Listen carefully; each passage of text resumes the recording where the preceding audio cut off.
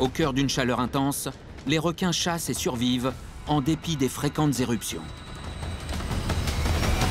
Les requins des volcans semblent être un concept singulier.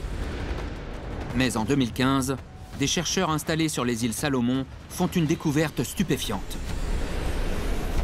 Des requins de deux espèces différentes, requin marteau et requin soyeux, nagent dans le cratère de Cavachi, un des volcans sous-marins les plus actifs de la planète.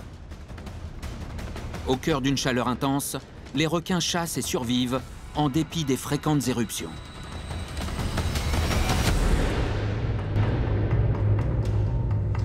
Vous êtes prêts, les gars? C'est bon. Victoria Martocci, instructrice de plongée, C'est bon, on peut y aller. a réalisé plus de 8000 plongées dans les eaux encerclant les îles de Maui et de Lanai. Quel beau lever de soleil.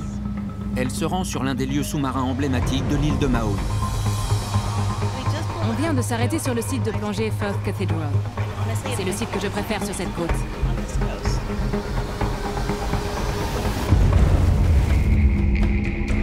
La particularité exceptionnelle du site de Firth Cathedral, c'est qu'il comporte un tube de lave.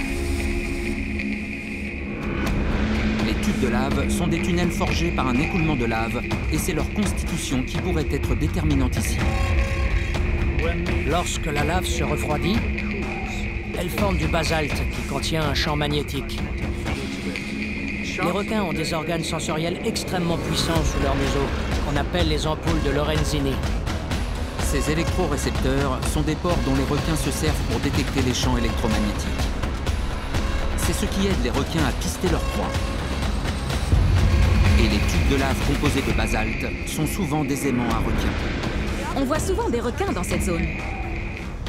Si les requins sont attirés par les volcans, l'activité volcanique de Maui a-t-elle un lien avec les attaques survenues en 2016? Les nombreux tubes de lave présents dans les eaux d'Hawaï et leurs possibles propriétés magnétiques pourraient expliquer pourquoi les requins évoluent dans ces zones. Andrew Rossiter étudie cette possibilité. Certains chercheurs ont avancé l'idée que les requins se servent de cela pour s'orienter, ou pour s'abriter, etc.